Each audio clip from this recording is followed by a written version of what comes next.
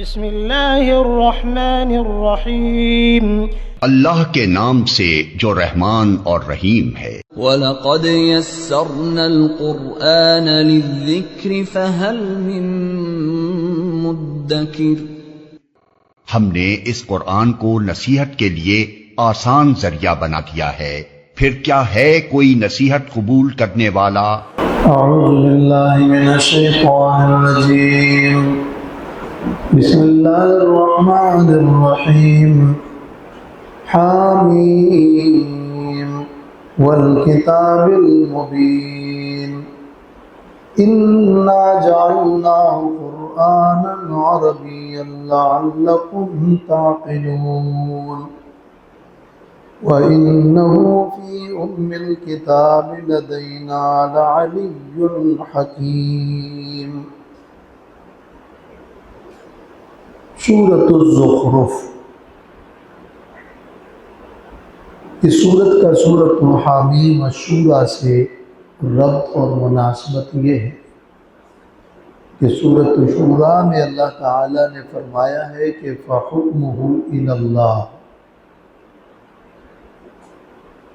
کہ تمام تر فیصلے اور اختیارات اور حکم، تصرف اور حاکمیت اللہ کے لیے ہے، اور مومنین کے حجت کو ذکر کیا گیا اور مشرکین کے حجتوں کی تردید کی گئی۔ تو اب اس صورت میں، سورۃ الزخرف میں، مشرکین کے شرک پر رد ہے، اور مشرکین جو کچھ کہتے تھے ان کا اس صورت میں رد کیا گیا ہے، اور اصل اس صورت کا ایک بڑا جامع عنوان یوں ہوگا کہ اس صورت میں رد شرک اور مشرکین کے شبہات کی تردید ہے۔ مشرکین کا ایک شبہ تھا جو اس سورت کی آیت نمبر 20 میں ذکر ہے کہ وَقَالُوا لَوْ شَاءَ الرَّحْمَنُ مَا عَبَدْنَاهُ، مشرکین کہتے ہیں اگر اللہ رحمان چاہتا تو ہم غیر اللہ کی بندگی نہ کرتے، یہ جو ہم بندگی غیر اللہ کی کر رہے ہیں تو یہ اللہ کی مشیت ہے، اللہ کی مشیت نہ ہوتی تو ہم نہ کرتے، ہم جب کر رہے ہیں تو یہ اللہ تعالیٰ ہی کی مرضی سے اللہ میں روک دے، لیکن اللہ تعالیٰ کی مشیت، اللہ کی رضا، اللہ کے ارادے، اس کے بغیر تو کوئی کام نہیں ہوتا، تو ہمارا شرک بھی اللہ کے ارادے سے اور اللہ کی مشیت سے، لہذا اللہ اس پر راضی ہے۔ مشیت اور رضا کو ایک سمجھا، اور یہ ایک شبہ ہے جس کا بعد میں تفصیل سے ذکر کیا جائے گا۔ اللہ تعالیٰ نے فرمایا ہے کہ مَا لَهُمْ بِذَلِكَ مِنْ عِلْمٍ، ان کو اس پر کوئی علم نہیں۔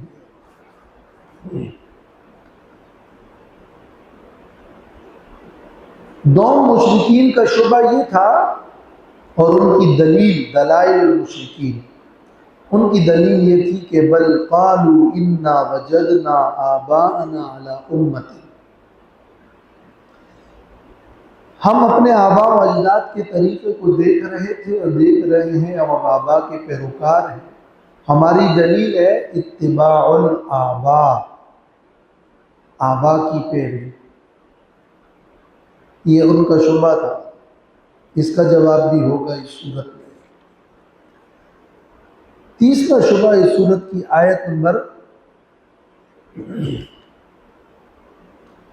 31 میں ہے کہ وَقَالُوا لَوْلَا نُزِّلَ هَذَا الْقُرْآنُ عَلَى رَجُلٍ مِّنَ الْقَرْيَتَيْنِ عَظِيمٍ، کسی امیر آدمی پر قرآن مجید کا نزول کیوں نہیں ہوا؟ یہ سرمایہ دارانہ ذہنیت اور اس کا شبہ، یہ تیسرا شبہ ہے۔ چوتھا شبہ اس سورت کی آیت نمبر 58 میں کہ وَقَالُوا أَآلِهَتُنَا خَيْرٌ أَمْ هُوَ، کیا ہمارے معبود بہتر ہیں یا یہ پیغمبر؟ ہمارے معبود بہتر ہے یا عیسیٰ علیہ السلام؟ تو عیسیٰ علیہ السلام سے لے کر وہ شبہ پیش کرتے تھے، اس کا بھی تفصیل سے بعد میں اس صورت میں ذکر آئے گا۔ اور 5واں شبہ اس صورت میں وہ یہ کہ عباد صالحین، اللہ کے نیک بندے اور فرشتے وہ ہماری شفاعت کریں گے۔ تو جواب اس سورت کی آیت نمبر 86 میں ہے کہ وَلَا يَمْلِكُ الَّذِينَ يَدْعُونَ مِن دُونِهِ الشَّفَاعَةَ إِلَّا مَنْ شَهِدَ بِالْحَقِّ وَهُمْ يَعْلَمُونَ۔ تو یہ جو صورت ہے اس میں بنیادی طور پر جو مضمون ہے وہ یہ ہے کہ مشرکین کو اپنے شرک پر کچھ شبہات ہیں، کبھی آبا کی پیروکاری اور کبھی اللہ کی مشیت اور کبھی شفاعت اور اسی قسم کی شبہات کو وہ پیش کرتے ہیں۔ اللہ تعالیٰ نے اس صورت میں قرآن مجید کی حقانیت اور اپنے رسول صلی اللہ علیہ وسلم کی حقانیت اس کو بیان فرمایا اور ان شبہات کو رد کیا۔ چنانچہ ان کی شبہات کی اس تردید میں ابراہیم علیہ السلام کا ذکر بھی ہوگا اس صورت میں کہ وہ تو تمہارے سب سے بڑے جد امجد ہیں، وہ تو دین توحید پر تھے، تم ان کے پیروکار کیوں نہیں بنتے ہو جو اپنے آباء و اجداد کی پیروی کو دلیل میں پیش کرتے ہو۔ اور اس صورت میں موسیٰ علیہ السلام اور فرعون کا واقعہ بھی ذکر ہوگا کہ جو تم کہتے ہو کہ کسی امیر آدمی پر یہ وحی نازل کیوں نہ ہوئی، فرعون بادشاہ تھا لیکن جب وہ اللہ کا منکر ہوا، اللہ کی توحید کا منکر ہوا تو غرق ہو گیا۔ اور عیسیٰ علیہ السلام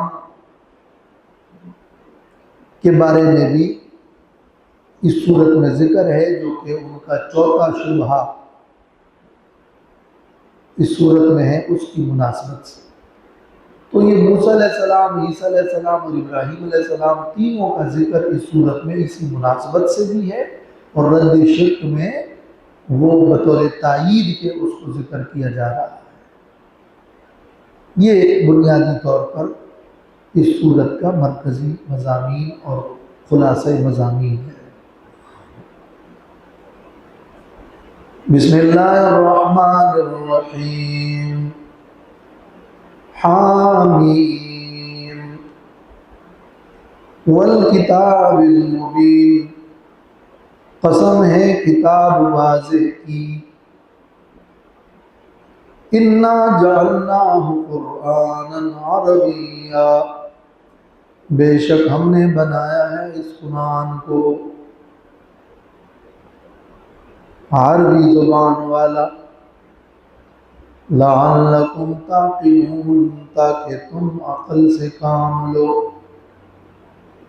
تاکہ تم سمجھ لو، تاکہ تم آسانی سے اس قرآن کو سمجھ لو۔ اللہ تعالیٰ نے اپنی کتاب کی قسم کھائی ہے، اور یہ بات کئی بار ذکر ہو چکی ہے کہ قسم اللہ کے قسم کھانے کا مطلب وہ یہ ہوتا ہے کہ یہ کتاب، اس کا بیان وہ شہادت اور دلیل، المبین واضح کتاب، یعنی اس کا جو بیانیہ ہے، اس کے جو بنیادی مضامین ہیں اور اس کی جو زبان ہے وہ واضح ہے، اور اس کتاب کے ذریعے سے شرک اور توحید اور اچھے برے عقائد بالکل الگ ہو جاتے ہیں۔ اس کتاب کی جو دعوت ہے، جو اس کا مرکزی مضمون ہے، جو اس کی بنیادی مضامین ہے، وہ صاف اور واضح ہے۔ استنباطی احکام میں اور گہرائیوں میں اتر کر قرآن کی گہرائیوں میں جانے کے لیے جن علوم و فنون کی ضرورت ہے اور اجتہادی ملکہ، اس کے لیے تو بڑی تگ و دو اور محنت کرنی پڑتی ہے، اور وہ تو ہر کسی کے بس کی بات نہیں ہے۔ لیکن اپنے صاف مضمون، اپنی بنیادی دعوت، اللہ کی توحید، رسول اللہ صلی اللہ علیہ وسلم کی حقانیت، قرآن مجید کے دلائل کا ایک سادہ سا انداز، اور اس کا جو مدعا ہے، اس کے اعتبار سے یہ کتاب بہت واضح اور مبین ہے۔ اِنَّا جَعَلْنَاهُ قُرْآنًا عَرَبِيًّا، ہم نے قرآن کو عربی والا بنایا ہے۔ ہم نے بنایا ہے یعنی ہم نے اس کتاب کو عربی زبان میں نازل کیا ہے۔ جعلناہ کا مطلب ہے نازل کیا ہے۔ لفظ جعل کے کئی مطلب ہوتے ہیں، یہاں پیدا کرنا والا مفعول مراد نہیں ہے، بلکہ یہاں جعلناہ کا معنی ہے کہ ہم نے بنایا ہے اور ہم نے نازل کیا ہے۔ اس کو عربی زبان میں، عربی میں اس لیے کہ اس کے مخاطبین اولین وہ عرب ہے۔ قرآن مجید کا نزول عرب میں ہوا، اس کے مخاطبین اولین عرب تھے، اور اس کو اللہ نے پورے عالم کے لیے مرکز بنایا۔ تو جو اس کتاب کے پہلے مخاطبین تھے، اس کا انتخاب بھی اللہ نے اپنی حکمت کے اعتبار سے عرب کو کیا، کئی مصالح کی وجہ سے، اور انہی عرب کی زبان کا انتخاب کر کے اللہ نے پورے عالم سے خطاب اولی وہ عرب والوں کے لیے عربی میں ہی کیا، تاکہ سب سے پہلے عرب والے وہ اس کو سمجھ لیں، لعلکم تعقلون، تاکہ تم اس کو آسانی سے سمجھ لو کہ یہ تمہاری اپنی زبان ہے، اور یہیں سے اس قرآن اور اس کے سمجھنے کا آغاز ہو جائے، اور پھر وہ پورے عالم کے لیے نمونہ بن جائے، اور پورا عالم اس سے سیکھ لے۔ اور یہ بات کہ اللہ تعالیٰ نے جزیرۃ العرب کا انتخاب کیا اور عربی زبان کا انتخاب کیا، اس کی اپنی جو خصوصیات ہیں یہ سیرت کی کتابوں میں بیان بھی ہوئی ہے، اور یہ اللہ تبارک و تعالیٰ کی عظیم حکمت ہے۔ تو لعلکم تعقلون، تاکہ تم اس کے احکام کو سمجھ لو، تاکہ تم اس کے معانی کو سمجھ لو، تاکہ تم اس کے مقاصد کو سمجھ لو۔ تعقلون کا معنی یہ ہے کہ یعنی تفہمون، تم سمجھ لو اس کے معنی کو۔ قرآن کو عربی میں بنایا تاکہ تم اس کو سمجھ لو، اور تاکہ تم عقل سے کام لو، اور تاکہ تم اس قرآن میں غور اور تدبر کرو۔ تعقلون، قرآن مجید کا فہم، قرآن میں تدبر، قرآن کے معانی کو سمجھنا، اس کو اپنے لیے مشعل راہ بنانا، قرآن مجید کے مقصد اور مدعا کو سمجھنا، اس کی اس آیت میں ذکر ہے۔ لفظ لعل جو ہے یہ کئی کے معنی میں ہے، لعلکم تعقلون یعنی کئی تفہموا معانی، تاکہ تم اس کے معانی کو سمجھ لو۔ وَإِنَّهُ فِي أُمِّ الْكِتَابِ لَدَيْنَا لَعَلِيٌّ حَكِيمٌ، اور بے شک یہ قرآن ام الکتاب میں ہے، اور بے شک یہ قرآن ام الکتاب میں لدینا ہمارے پاس، لعلی البتہ بلند ہے، حکیم حکمت والا ہے۔ یہ جو لعلی ہے، لعلی الحکیم، یہ انہو میں ان کی خبر ہے۔ بے شک یہ قرآن لعلی الحکیم، عالی شان ہے، عالی مرتبت ہے اور حکمت سے پر ہے۔ تو اصل یہ جملہ ہے کہ وَإِنَّهُ لَعَلِيٌّ حَكِيمٌ، اور اس قرآن کا حال یہ ہے کہ یہ فی ام الکتاب، ام الکتاب میں ہے، اور لدینا ہمارے پاس۔ ام الکتاب یعنی قرآن مجید کے بارے میں یہاں یہ بیان ہو رہا ہے کہ قرآن علی اور حکیم، اور علی کا معنی عالین، بلند ہے۔ تو کس چیز سے بلند ہے؟ فساد سے، بطلان اور باطل ہونے سے، عیب سے یہ بلند ہے۔ تو لعلی عالین عن الفساد والبطلان، اور لعلی کا یہ معنی بھی ہے کہ عالین بلند ہے بے اعتبار مرتبہ اور بے اعتبار شان۔ تو عالین علی جمیع الکتب، تمام کتابوں پر یہ کتاب عالی شان ہے، اس لیے کہ یہ ایک معجز کتاب ہے، اور اس لیے کہ یہ عالمی کتاب ہے، اور اس لیے کہ یہ قیامت تک باقی رہنے والی کتاب ہے۔ تو بے اعتبار زمان اور مکان کے اور بے اعتبار شان کے لعلی یہ عالی شان ہے۔ تو عالی اصل میں علی کا معنی تو علو سے بلند ہے، تو فساد اور بطلان سے بھی بلند ہے اور مرتبے اور شان میں بھی بلند ہے۔ ذہن میں یہ سوال آتا ہے کہ فار ایگزامپل لوح محفوظ میں یہ ساری کتابیں ہیں، تو کیا اس میں کون سی لینگویج ہوگی، اور یہ کیا اللہ تعالیٰ اس میں سے حرف قال یا حرف لوحی جس فارم میں وہ کتاب نازل کی جا رہی ہے اس کی زبان میں وہ کتاب کے نازل فرما دیتے ہیں؟ ابھی تو آیت شروع ہوئی ہے، میں لعلی پہ اس لیے آیا کہ وَإِنَّهُ لَعَلِيٌّ حَكِيمٌ، جملہ یہ ہے کہ آیت میں تو یہ بیان ہو رہا ہے کہ یہ کلام علی اور حکیم ہے۔ اب یہ جو فی ام الکتاب لدینا ہے، اس پر پھر ہم آتے ہیں۔ پہلے یہ حل کر لیتے ہیں کہ وَإِنَّهُ لَعَلِيٌّ، بے شک یہ کتاب البتہ علی ہے۔ علی کے یہ دو مطلب ہو گئے، اور حکیم یہ حکیم ہے، حکیم کے بھی دو مطلب ہیں۔ حکیم حکمت سے بھی ہے اور محکم سے بھی ہے۔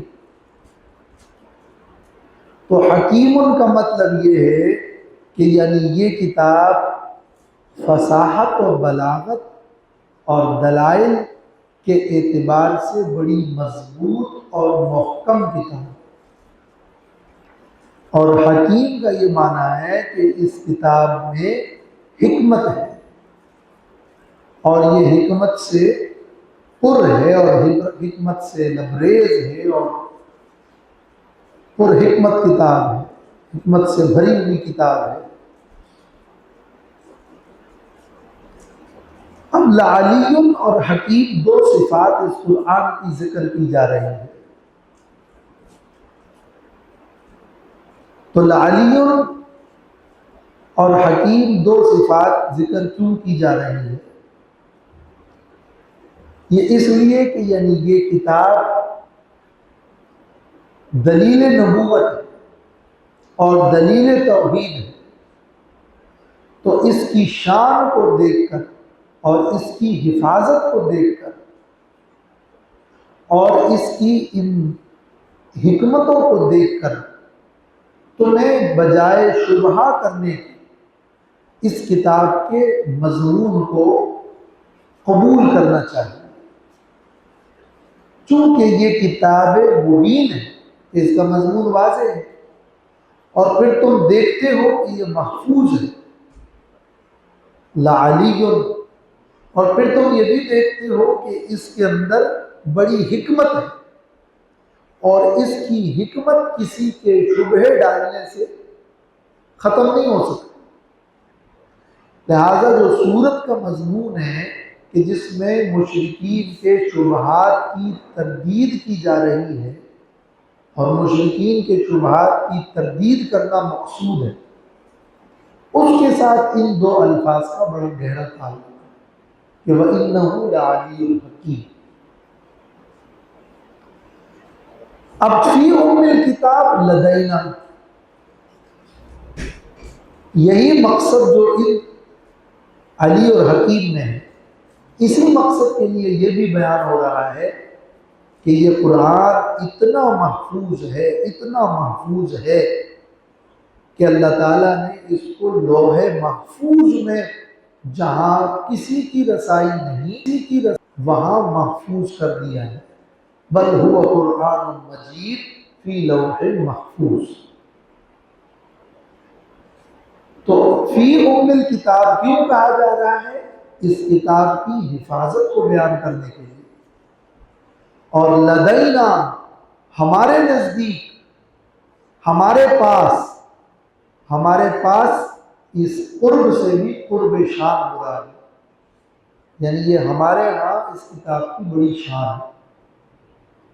تو جس طرح لعلی کے اندر دو مطلب ہے کہ یہ بلند و برتر ہے اپنے شان کے اعتبار سے، اور محفوظ ہے، وہی مفہوم یہ فی ام الکتاب اور لدینا، ان دو الفاظ میں بھی یہ ہے کہ لوح محفوظ میں محفوظ ہے تو علی ہے، اور ہمارے ہاں اس کا بڑا رتبہ ہے تو عالی شان ہے۔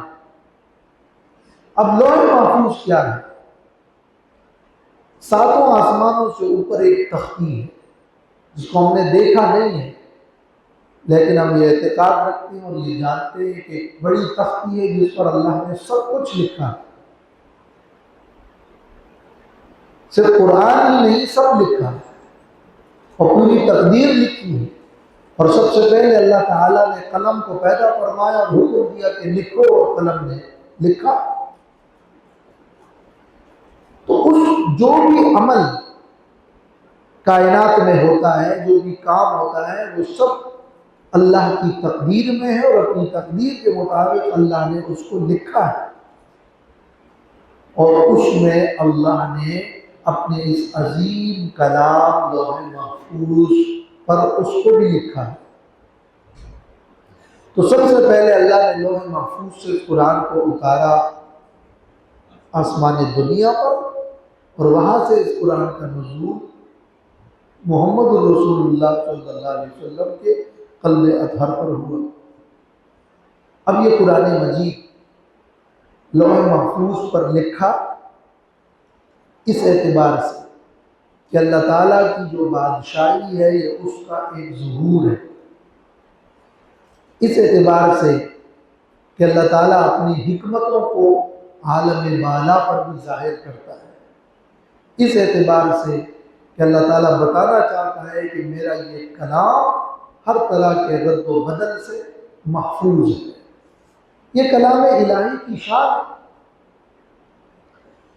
اور یہاں پر اس ام الکتاب میں قرآن مجید کے لکھنے کا بیان اس لیے بھی دیا جا رہا ہے، ایک تو اس کی حفاظت، کہ اس کلام کے اندر جو مضمون ہے یہ وہی مضمون ہے جو پچھلے تمام انبیاء علیہ السلام پر اسی لوح محفوظ سے نازل ہوتا رہا،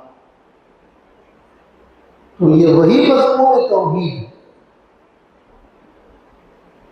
اب یہ کہ تم شبہ کرو اس پر، تو یہ شبہ صرف اس قرآن اور اس مضمون پر نہیں ہے، یہ وہی کلام تو ہے جو لوح محفوظ ہے۔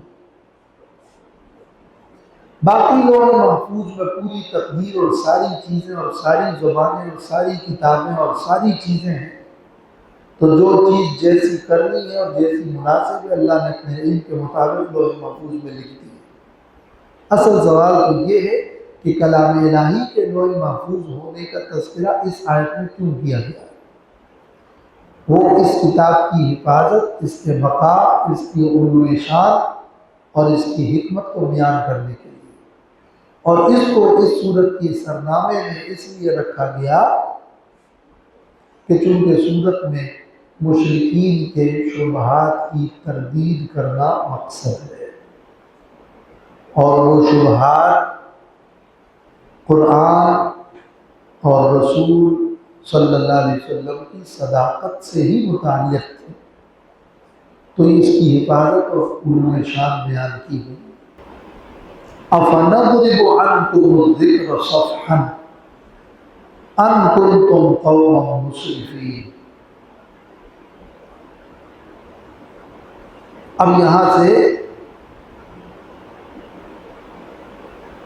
یہ بیان کیا جا رہا ہے کہ کیا ہم اعراض کریں اور پھیر دیں، ہٹا دیں تم سے ذکر اور نصیحت، صفحاً اعراض کرنا، یہ صفحاً اس کو کہتے ہیں مفعول مطلق، اس کا معنی بھی اعراض ہے۔ أَفَنَضْرِبُ عَنْكُمُ الذِّكْرَ صَفْحًا، کیا ہم تم سے پھیر دیں اور ہٹا دیں ذکر اور نصیحت کو، أَن كُنتُمْ قَوْمًا مُسْرِفِينَ، اس وجہ سے کہ تم ایک حد سے تجاوز کرنے والی قوم ہو۔ ایک طرف میرا کلام، میرا محفوظ کلام، میرا عالی شان کلام اور میری حکمت، اور دوسری طرف تمہارا اسراف، تمہارا حد سے تجاوز، تمہارا اطاعت نہ کرنا، تمہاری نافرمانیاں۔ تو کیا اب تمہارے اسراف، تمہاری نافرمانی کی وجہ سے میں تم کو اس نصیحت سے مخاطب نہ کروں، تمہیں مخاطب نہ کروں؟ نہیں، ضرور میں اپنی نصیحت اس کے ذریعے تمہیں مخاطب کروں گا، اگرچہ تم نہ بھی مانو، مگر ہم اعراض نہیں کریں گے، ہم تم سے نصیحت کو نہیں پھیریں گے، اس لیے کہ ایک تو تمہیں سب سے زیادہ اس کی ضرورت ہے، دوم اگر تم نے مان لیا تو فائدہ ہوگا، سو ماننے والوں کو فائدہ ہوگا، چہارم نہیں بھی مانا تو تم پر حجت تمام ہوگا، تو تم جتنی حجت بازیاں کرو، ہم اپنا بیان، اپنا خطاب، اپنا کلام وہ نازل بھی کریں گے اور پورا بھی کریں گے۔ کیا جب تم اسراف کرو گے، تم معاصی اور نافرمانی کرو گے، تم اطاعت نہیں کرو گے، تو ہم اصلاح اور دعوت اور نزول قرآن اور بیان قرآن اس کو ہی چھوڑ دیں؟ ایسا نہیں ہو سکتا۔ یہ أَفَنَضْرِبُ عَنْكُمُ الذِّكْرَ صَفْحًا، گویا اس جملے کے دو مطلب ہیں۔ ایک مطلب یہ کہ یہ قرآن اور اس کا بیان میری رحمت ہے، تو چاہے تم اسراف کرتے رہو، میں اپنی رحمت کے ذریعے تم سے مخاطب ہوتا رہوں گا، میں ذکر کا بیان نہیں چھوڑ سکتا۔ اور دوم اس کا مطلب ہے